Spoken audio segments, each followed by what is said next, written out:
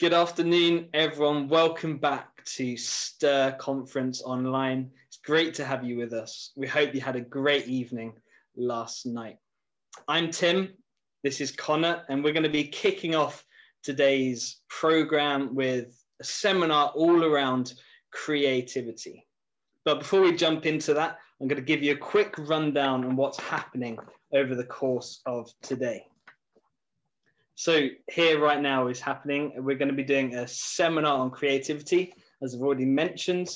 We're going to be looking at what is creativity, where does it come from, and looking a bit about what it looks like to be creative in collaboration. Then at 4 o'clock after this, again on the YouTube, is a seminar that Jen Skiv is going to be bringing to us all around the topic of compassion. So make sure you get along to that. And then this evening, we're going to be kicking off at 7 till 7:30 is our youth program. That's going to be running, led by Pete Skiv. It's going to be chaos. Make sure you get there if you want to have a laugh. And the main session this evening will be starting shortly after that at 7:45, running through till 8:30, where Helen Roberts is going to be speaking to us, along with a few other moments that will be great, that will encourage and build us up. So make sure you get along to that as well. But kicking off today, as I've already mentioned, we're going to be looking at creativity. And right off the bat, I want to just look at what is creativity? What does it mean? It's a word that gets thrown around a lot. So let's just dive right in and start with, what is creativity? Now, the definition for creativity, the use of imagination or original ideas to create something. So immediately our minds might go to things like art, music, things like that, that have been created. That looks like creativity. But there's more to it than just that. And we want to look in Genesis 1, the 5 very most words in the Bible. And it says, in the beginning, God created. And we'll know the rest of the story is God creates the heavens and the earth. He creates everything inside the earth, the sun, the moon, the stars as well. But in the beginning, God created. Now, what does that mean for us? We're going to look at Genesis 1, verse 26 and 27. It says, then God said, let us make mankind in our image, in our likeness, so that they may rule over the fish in the sea and the birds in the sky, over the livestock and all the wild animals, and over all the creatures that move along the ground. So God created mankind in his own image. In the image of God, he created them. Male and female, he created them. So it talks about mankind being made in God's image. And that means for us that we too are creative beings. You and me, Connor, you're a creative being. Tim, I'm a creative being, and so are you. So that means that God, being the creator, created us to be creative. You might be thinking, I'm not a very creative person. That doesn't fit my description, but actually it does. And we're going to be looking into that as this seminar goes on. And Connor's going to be talking a little bit about what it looks like to be creative in collaboration. And we're just going to have a little bit of a discussion about what that looks like. Yeah, great. We just want this to be something that kind of just gets the conversation going for you as well. Creativity as a whole, as Tim said, I think it's something that we have creative people and then we have the non-creative people, and that's how society divides us. You've got some people that are really artistic and some people that don't know where to start when they pick up a pencil. But we want to challenge the idea that being creative is just painting, or just that, you know, being creative is actually something that all of us can be. As Tim said, we're all made in the image of God, so therefore we are creators just like him. So yeah, as Tim mentioned, we'll just have a bit of a conversation about collaboration. In some ways right now, me and Tim are collaborating to create a seminar on creativity. And I want to jump straight into Ephesians 2, verse 10, which talks a little bit about collaboration and why we think maybe it's so important to create together. So yeah, Ephesians 2, verse 10 says this: "For we are God's workmanship, created in Christ Jesus to do good works, which God prepared in advance for us to do." We're supposed to create because he first created us. We are the workmanship of God, created to do the good works that he's already prepared for us. So right here, we're kind of told that like we're supposed to create because God created us. He's got things prepared for us that he wants to use us to be fueled by his creativity to go on to do, and to do it together. There's something about creativity, and you might find this as well, Tim, but it pulls us into community. We're designed to create together. Collaboration allows us to pull the creativity out of one another. So Tim and I, we both, as some of you will know, we lead a bit of worship. We do song, we lead songs, but also I do a bit, and I know Tim does a bit. We do a bit of songwriting, and there was something about collaboration when you're doing songwriting that is really beautiful, because I've got personal stories about this kind of thing. I'm sure you do as well, Tim. We do, in fact, to ourselves. We've collaborated a little bit with songs before, but there's something about when you collaborate, when you do a bit of songwriting, that really brings it to life. And I think it's the same as creativity as a whole, however you want to collaborate with someone. But for me, a personal story, last year, I remember when we went to the first lockdown, a friend of mine from a church down in Portsmouth was writing a song, and it had been on his heart for months and months. He had this song going, but he just couldn't find the verses to shape it. And I see he maybe had what some people call writer's block or creative block. He just couldn't quite find what he was trying to say. But I had a bit of time to sit down during the lockdown and try and craft some verses, showed them to him, and they flowed right into the chorus that he'd created. So he'd spent time creating one thing, I created another thing. I didn't know where these verses would go, but they just fit. And it ended up becoming this song. And the beautiful thing about creativity is that I couldn't have written that song on my own, and he couldn't have done it on his own, because it had elements and lyrics that I wouldn't have thought of. But we collaborated and worked together to create this song. And another beautiful thing about collaboration is it then can trigger other creativity, because this song is now being sung in his church, and it's also the theme of the song is a talk series in their church. So there's people creating preachers from that. From the line "when you speak," all about when God speaks into situations, and just people collaborating on different things to make one small idea, a chorus to a song, become something so much bigger. But we don't just collaborate in things like that, because some of us are like, yeah, but I don't write songs, Connor, so this means nothing to me. But actually, I think we collaborate more in the day-to-day as well, and actually our creativity is really important in the day-to-day and collaborating together. Cooking, me and Tim recently did a beautiful barbecue, and it was pretty good, wasn't it, Tim? We did a bit of barbecue in the back garden, and actually just thinking about that now, we had to collaborate to make that happen. I did a lot of the meat for that barbecue, but there was so much of like the halloumi. You've got your halloumi, you've got your this, your that, and I couldn't have made that. We couldn't have made that nice without Tim kind of getting that halloumi on the barbecue. And actually you kind of inspire different ideas, because you're talking to people about what flavors people want. And I had Chris kind of saying, oh, what if you add a bit of this or add a bit of that, and actually making the food better. And that's such a simple thing, but that's being creative. Like, you know, you have recipes that maybe have been passed down through your family, and then you add that little bit of spice, and then it just makes it something different. That's being creative. But creativity can feel vulnerable.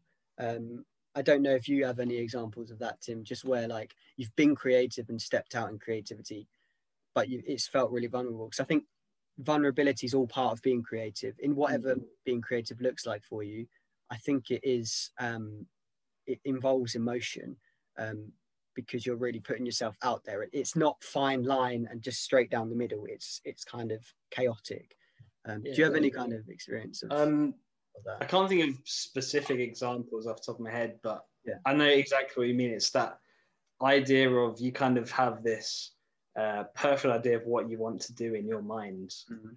And bringing that to someone else can be quite scary, can be quite intimidating. You're obviously putting yourself at risk of having potential constructive criticism, things like that. Even in the small things as well, it doesn't have to necessarily be a big thing. It can be something small. Even like we've used the example of cooking, like you might like a certain type of sauce, but the people you're cooking for don't necessarily like that type of sauce. So you have to sort of meet in the middle and arrange on what kind of sauce you might want. So yeah, it's definitely, like you said, vulnerability in that, and it can be scary, but it's definitely something worth pushing past. Yeah, and I think if you can get over the fear of being vulnerable and of failing as well, because there's so much out there that is creative and beautiful, and there's so much art out there, but creativity isn't just art, and we kind of talk a bit about that, but there's so much out there that I think we find it really intimidating. We don't know where to start, particularly if you've never overtly been creative in that certain way before. Sometimes it can feel really like intimidating to get starting, but actually it's about viewing failures as just redirection or practice. And when you kind of overcome your fear of that vulnerability or that fear of stepping out, I think that you actually release creativity within yourself. Because sometimes, I'm not saying that everyone does, and this is probably the reason most of us don't just start dancing in our bedrooms on our own, is even the fear of looking like a fool to ourselves. You know, we don't just burst into dance, even though, you know, sometimes like, oh, we sing, there's a lyric in that song, oh, I feel like dancing, it's foolishness, I know. But do any of, and I think a lot of us probably do at certain things when we want to worship God, feel like dancing, but even when we're on our own, we don't, because of the fear of just being exposed and vulnerable and, you know, or looking stupid. But then that kind of gets me to the next thing, is that actually that's because creativity in the world is so often about the creator themselves, that one person who's creating it. So it can be very much for the glory of the band or the glory of the architect or whatever. Not always, but often. And actually, when we create in the church, it's the complete opposite. We create for the glory of God. So therefore, it's not all about the artist, it's all about the creator himself. So we write songs, Tim, to glorify God, not to be recognized as singer-songwriters or something. So the things that we create should point to the gospel and serve the church. It's for his glory, not ours. I'm going to go to 1 Peter 4. I'm going to look more just at 10 and 11. Actually, no, I'll go from 8. I'll go 8 to 11.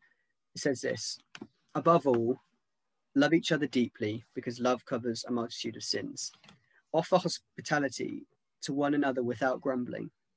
Each one of us should use a gift that you've received to serve others, faithfully administering God's grace in various forms. Another word that's used there in the translation is to faithfully steward it. In the NIV, I believe it says that. But you should use each gift you've received to serve others, faithfully administering God's grace in its various forms. If anyone speaks, he should do it as one speaking the very words of God. If anyone serves, he should do it with the strength God provides, so that in all things God may be praised through Jesus Christ. To him be the glory and to the power forever and ever. Amen. Use the gift that you have to serve one another, not to serve yourself. It says, if anyone speaks, do it as if you're speaking the words of God. If anyone serves, do it with the strength God provides. I love how it's like serving is the thing that's mainly spoken about when it turns about gifts. It's not about like, oh, if you've got the gift of this, then you can do this and have really cool fun with this, that, and another. It's all about, oh, if you've got this gift, then serve that person with it. And then I want to touch more on that. The stewards of the gifts, I think, is a really cool word. Like, there's a definition of the word steward. Means to look after and protect something of someone else's property, to steward it, to look after it. And that's inevitable. That's what the Bible's saying, is basically this gift is not your own. God's given you this gift. You might know what your gifts are. Some of us don't. Some of us need to be encouraged in our gifts because we often see gifts in other people and then see them in themselves. But we're stewards of our gifts. So actually, it's not up to us to decide what we use it for. It's we use it to glorify God, not for ourselves, which is something that, you know, I think I'm definitely still learning how to do that. And with my music and everything, it's been a big process. I don't know about you, Tim, but just with any kind of gift, how can I serve others with this and not serve myself? I think it's something, it's a journey that by God's grace we get through. I think with the whole idea of stewarding, if we come to a place where we realize that, you know, the gift isn't ours, we don't own it, it is something that God freely gives to us, that then takes the pressure off ourselves of almost giving ourselves that credit for when it's used. And I think as well, I think you touched on it a second ago about when we use our gifts, we love, God loves for us to use that in a way that will glorify himself, but in ways that will serve others. And in that case of using the gifts that we're given to serve others, that in turn also glorifies God. So you get the best of both worlds when that's sort of how you're using the gifts that God's given you. Yeah, absolutely. So therefore, I think whether you are an artist or whether you're somebody who wouldn't consider himself, like you might be someone that thinks I can't paint for the life of me, but I think actually we all have certain gifts in certain ways. It's thinking about, this is why I think collaboration is so important with creativity, because it's like, how can you creatively use whatever gift you've got to serve someone else? And it might be, I was going to sort of talk about this a bit later, but the idea of, okay, you're not the painter, but maybe you can provide the canvas. Okay, you're not a singer, but maybe you can provide the lyrics to the songs. Like, and actually, like, not everyone who sings can, like, feels like they can write songs, and that's something they really struggle with. And then not everyone who can paint, like, has the stuff to do the painting, but someone else might be able to provide that. And that's being creative too, because you're finding ways to serve and bring someone else's vision to life, because we can't do it on our own. And that's why teamwork and everything is so important. So I think we need to be so careful when we think, oh, I'm not a painter, so I'm not going to have anything to do with that, or I'm not creative, so I won't involve myself in that. Maybe you're not the most, you don't have the most beautiful singing voice, which is something that's seen as creative, or you don't, you can't dance, but maybe you can still be a part of that creative process. Like, because even something like dance, there's so much more to dance. My girlfriend's a dancer, but there's a lot more to just, like, she doesn't just dance, there's choreography that comes with that. And you can be a choreographer without having to dance, do you know what I mean? And you're still part of that creative process. So use your gift in collaboration is what I would say. Look for people that you can serve in that way as well. Because people who are really overtly creative need other people. They need someone to make them a really detailed spreadsheet to contain the chaos. Do you know what I mean? So collaborate with people in the world, but collaborate more importantly as well with the world and God.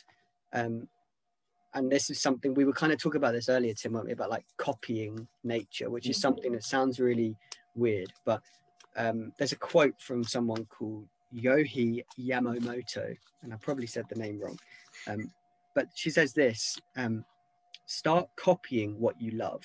Copy, copy, copy, and at the end of the copy you'll find yourself. So there's something that we want to be really careful here. Is like, we're not saying just copy, if you feel really called to start preaching, you said this, didn't you, Tim? Don't just look at Mike Pilavachi and think, I love the way he preaches, so I'm going to preach just like he does. I think what I want to say here is, like, anything created is inspired, and inevitably it's inspired by God.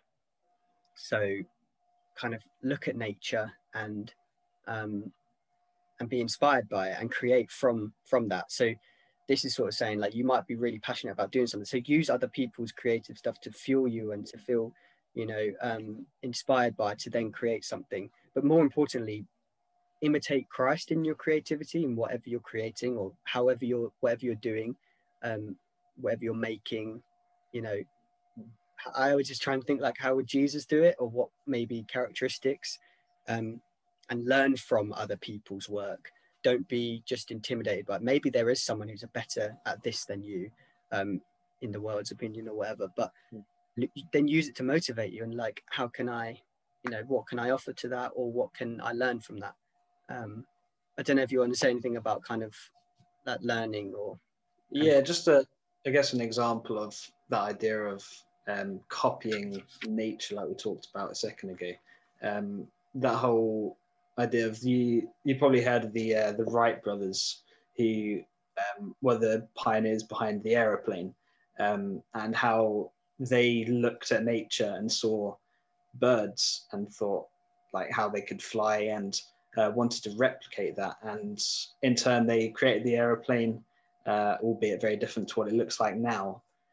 But there was that inspiration from nature that they looked at and were like, we could use that to create something cool, that could be used and that could serve others.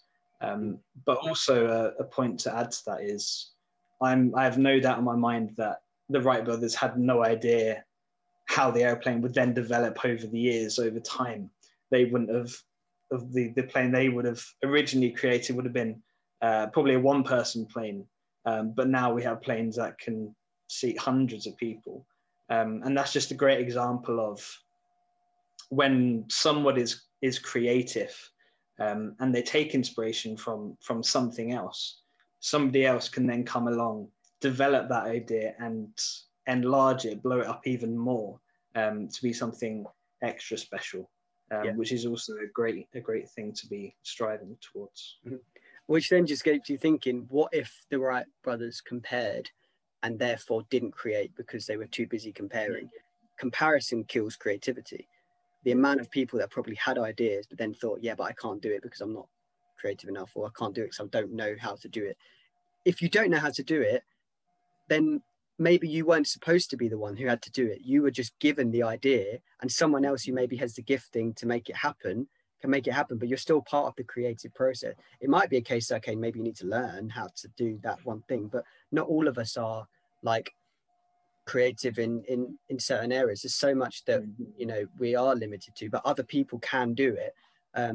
You might have someone who, as I said, like a songwriter might not write the song because I can't sing, so I'm not going to write this song. But maybe the song was never meant for you to sing. Maybe you're supposed to write it. Someone else then uses it, and it becomes this song that wasn't written by the singer and wasn't sung by the writer. But you know what I mean? Yeah. Like, but if we compare ourselves or say I can't do it, it can kill creativity, and we stop being creative or branching out. But then there's the old idea that if it's not about glorifying ourselves, and it's all about glorifying God, then who cares if we look a bit like a fool? Because as long as you're doing it with the right heart to glorify God, maybe you will mess up, maybe it won't go right, but it's not about us looking like the top dog. So that shouldn't matter. So there's a lot in that comparison. I just wanted to touch on a little bit of kind of the rhythms of creativity quickly, before we kind of come into land the next 5-10 minutes. But there's something about creativity that it just can't be forced. Like we look across the Bible, God doesn't rush anything. And you know, that kind of like, oh, in God's timing's perfect and all this kind of stuff. It's true. And if he's the ultimate creator, God's never rushing, and you can't rush creativity. There's rhythms we have to have in place in order to stay creative. Even science says, and I know you've done a bit of research on the brain for this as well, Tim, which is really interesting. But science says that you're in your most creative. You're the most creative in a state of active rest. So therefore, I guess the busy, non-stop, chaotic, go lifestyle that maybe hasn't been as much as now, but our minds have definitely been busy. But that can suffocate our creativity, and therefore just you have writer's block, or you just don't think you're creative, but you're not making time for it. It's one thing that you can't just set aside an hour and think I'm going to do this. You need to actively, everything, your lifestyle affects your creativity. Science says that when we overexert our brains, you reduce your cognitive capacity. You limit the ability to make creative connections.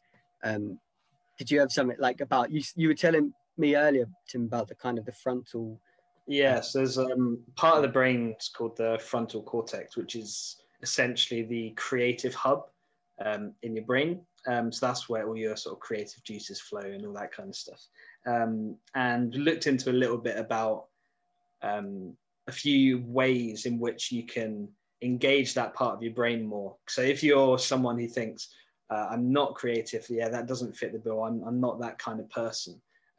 Maybe trying a couple of these things more regularly, like Connor said about having a good cycle, a good pattern, can enhance your creativity. So things like getting regular exercise is a great way to help that part of your brain become more active.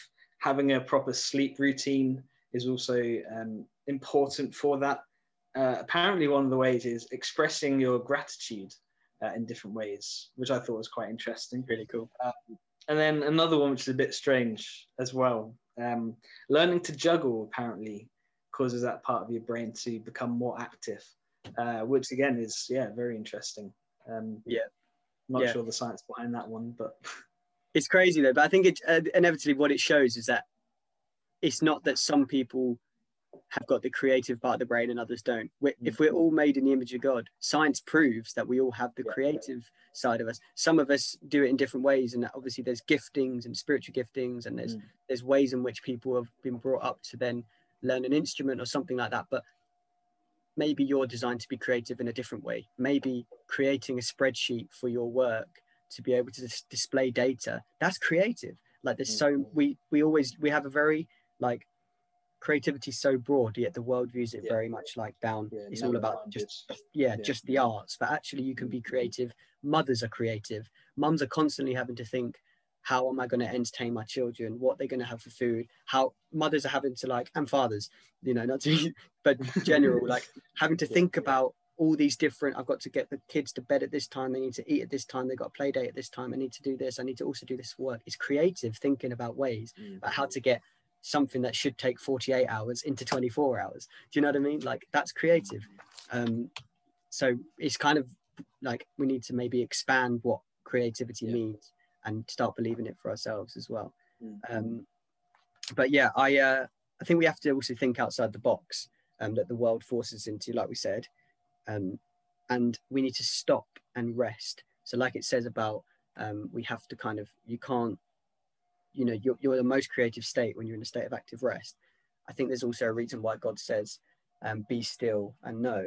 There's, come to me all who need rest. I think the starting point for our creativity should always be at the feet of the Father, in a place of just stillness and quiet and rest. And I think that's where we get inspired. Being still to just know, because we create for him, we therefore create being inspired by him. And I made a little kind of like triangle diagram. So I'm a visual person, but then even this was just like, oh, we're creating something else to help other people see. Do you know what I mean? But you're always creating, but if I quickly share my screen, I made this triangle thing. Hopefully everyone can see this, but can you see my mouse, Tim? Yeah. Great. So I kind of made this triangle, and what it does is I think it shows how, what I would maybe say is the creative cycle of how maybe when we create to glorify God. So you've got God at the top. Everything flows from God and everything points back up to God. So obviously in the beginning, God created the heavens, the earth, he created us. So we've got us in this bottom corner. So this is me, this is you, this is everyone watching. And then from God, we create from his inspiration. So it's from the inspiration of, nature or whatever, that we write a song, our creation, our art. And then therefore we create, and this is how it should be done anyway, it's not always done like this, but we create from his inspiration and we create for his glory. So it points back up to God. So you've got this pattern of God creates, us creating, and us glorifying him with that. We're inevitably glorifying the creator through the things that we create, through the songs we write, for the food that you cook even, But yeah, so there's quite a lot that we could unpack that, and if we had all day, it'd be great. But we don't. But just to kind of, as we come into close, I just wanted to sort of talk. Jen's going to be in the seminar on compassion, and I think as followers of Jesus, one of the things that really fuels our creativity and ideas and what projects you want to start or is compassion. If your compassion runs dry, your creativity can run dry. There's a film called The Boy Who Harnessed the Wind that I watched recently, and essentially the synopsis of the film, tune out if you don't want to know any spoilers, but the plot of the film essentially talks about how there's this boy comes from a village in Africa, and the village grows corn to earn a living, and they go through quite a long dry season. So the boy, they notice that obviously they're not growing corn and therefore they're not getting money, so people are starting to really worry, and it gets a bit chaotic. And this is a true story. And what this boy does is he sees the need, and he creates, from out of a bike and out of an old radio and a little motor, he creates a windmill that then is powered down to a well and gets water out of the ground and waters a plant. And it's a constant windmill, so the plants are constantly getting watered, and then the village flourishes. And it's this true story of this boy who sees the need. Obviously it affects him personally as well, but he's compassionate. He sees that there's people that need something. And what does he do? He doesn't go and look, oh, someone else can do it or there'll be a way. He creates. He uses what he's got to create, and he learns. And it's like, find what you're passionate about and how can you serve other people with it. He was passionate about engineering, and he used it to create this wind turbine. But then who can you work with and collaborate with to help others?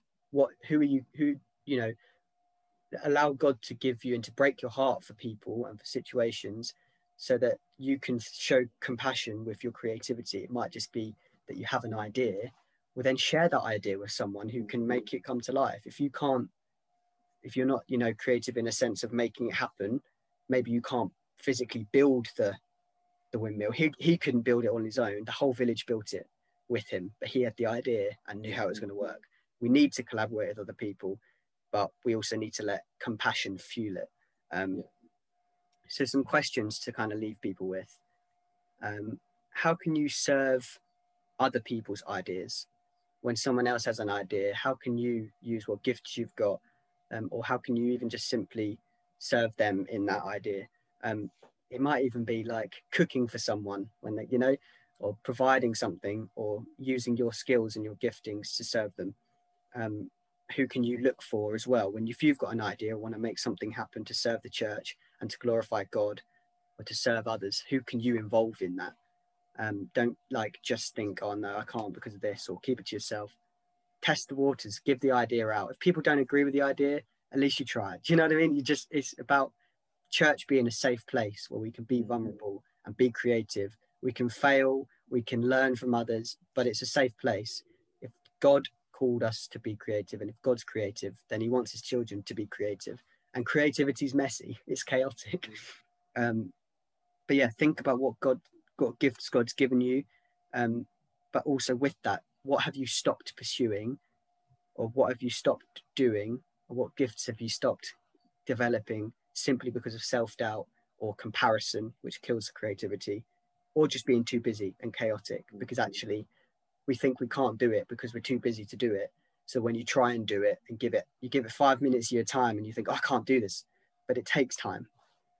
And how can you serve the church and glorify God during this time and the vision of the church? So yeah, thank you for joining us with this conversation. We have lots and lots of different information just kind of thrown out, but creativity is something me and Tim are both quite passionate about. And I think it's something that we believe everyone is creative. It's not just a select few, and it's about unlocking that creativity, looking at your gifts, what gifts God's given you, and how can you glorify him through that creativity. But yeah, thank you for joining us. We'd really love to pray just as we close. So I'm just going to pray for us, and then we will see you soon. And get into Jen's seminar on compassion as well, which hopefully after this one, maybe we'll kind of flow off it, but we'll see. But yeah, thank you for joining us. Let me just quickly pray. So Father God, we thank you that you created us and that you love us and that you made us in your image. So therefore we can be creative too. Father, I pray for those watching who think, well, I'm not creative. I can't do this. I'm not artistic or whatever. But I pray that you just stir within us the things and the ideas and give us passions, Lord, and help us to see what our giftings are, how we can serve you and serve the church. Lord, humble us as well in our creativity to first and foremost glorify you, God. And Lord, we just pray that you just take away any kind of self-doubt or fear of failure, Lord, which stops us creating and glorifying you, God. And instead give us a kind of childlike faith just to step out in the same way that a child creates a drawing at preschool and shows its parents and is so proud, Lord. Even if we feel like our drawing's a little bit like that, Lord, help us just to have the courage just to do it anyway because it glorifies you. And Father, I just pray that you just give us the courage and the motivation and kind of shine a light on areas that you want us to pursue and give us your heart so that we can create from that as our inspiration. Amen.